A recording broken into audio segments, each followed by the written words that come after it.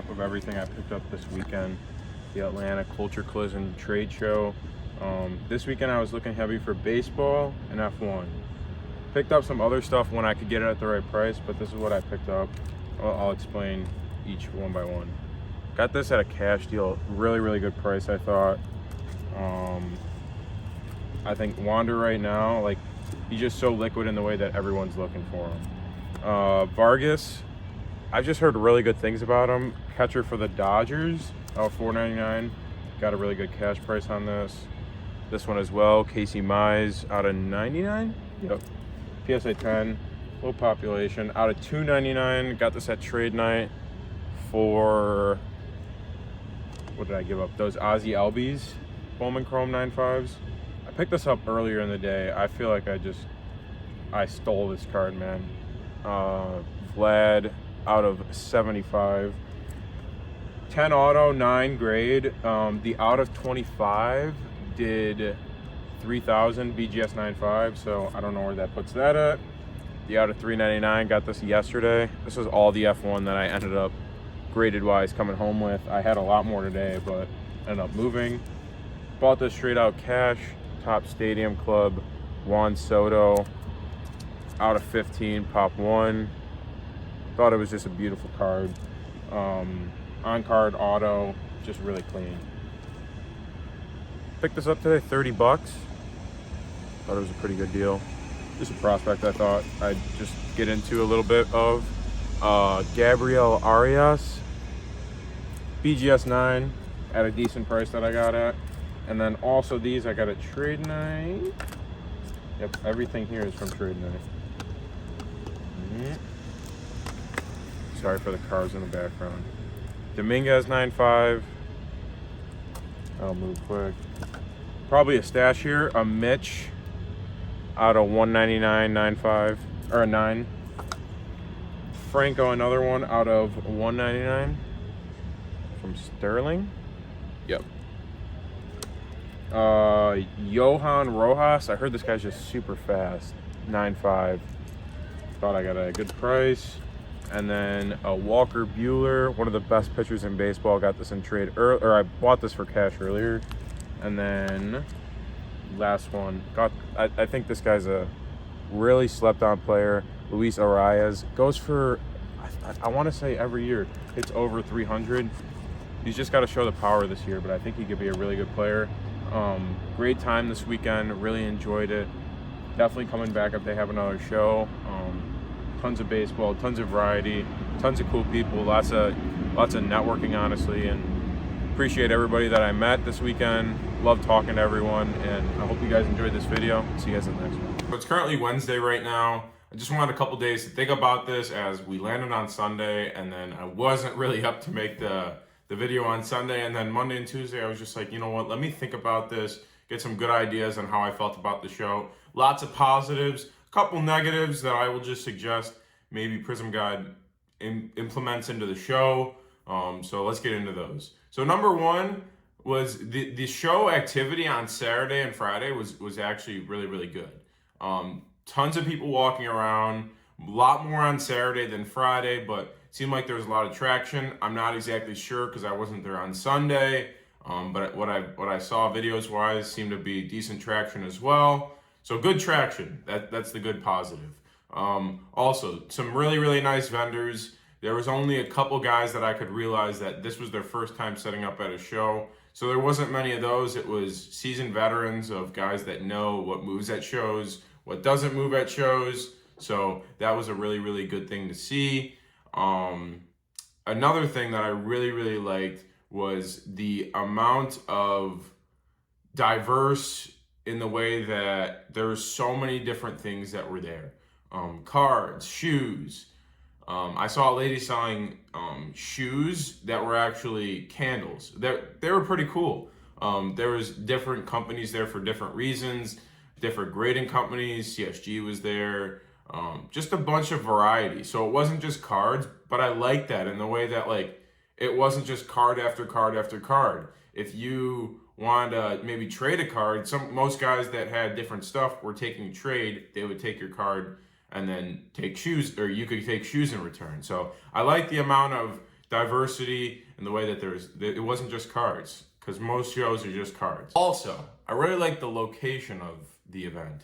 It was only about 30 minutes from the airport. It's held a little outside of Atlanta, so it's not too far. 30 minutes isn't bad. But if it was like an hour and a half, 2 hours away, it would have been really difficult for people to get there. So having a good location somewhere close to the airport, that's definitely a plus. There's a lot more pluses that I'd love to get into. Great people. I think they got great vendors, like I said before. eBay there was really, really cool. Just having a good amount of sponsors was really cool. And then having trade nights both nights. I really liked the Battery, but at the same time, like they held one of the trade nights at the Battery, which was like a bar, which I liked, but at the same time, it was just hard to get deals done. So it was more of I felt a networking place compared to a place to try to go get trades done. But in the other sense, the next day, I think the trade night was held like at a hotel right across the street. That trade night was really, really good. There was different places to go and trade, tons of different people at different places, and then people over in certain places just breaking. So there's a good mix of different people there looking to buy, sell, and trade. So here's the negatives that I thought of on the trip, and I think these are all relatively easy to repair. I think that he doesn't have to take any of these, but these are just my suggestions. So the basketball games was really cool. It looked like it was a lot of fun. It's nothing that I got into, but I watched it for a little bit. I personally think that the basketball game should not be going on during the day. The basketball game should be going on after the show's over, because there was a lot of empty tables because of that. There was guys that had to go to their games while the show was going on. So you would go up to a table and there'd be someone just sitting there, and you'd ask them, hey, can I get a price on that? And they're like, I can't give you a price because the guy's playing basketball right now.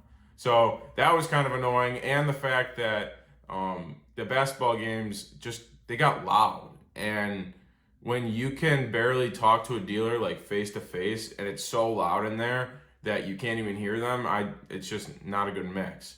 At the same time, the music situation. The music just got too loud sometimes. I like the atmosphere of music's going and you could hear stuff, and it's not just dead silent in this place. But at the same time, music can't be too loud. And the microphone, people were just getting too loud sometimes. They couldn't even understand yourself when you were talking. Another thing, if the main event is playing music, I don't think other people should be allowed to play music at their own booths. So there was a couple breakers that would be, there'd be music being played at the main stage, and then there'd be music being played at a vendor's booth, and then another vendor's booth would have different music on, and it was just like, guys, it's too loud. Like, this was a complaint that I heard from so many different people. It's just too loud in here. Like, you can't even understand what you're thinking. So I would say, try to figure out a way to get the volume down a little bit in the event center, and it would help out a lot of people. Another thing, there's a lot of empty tables. We honestly, our table was empty just because we weren't having any success selling at our tables. We had to walk around to get the deals. The deals weren't coming to us the first day. So then the second day, we're like, we're gonna walk around. We're gonna walk our stuff around.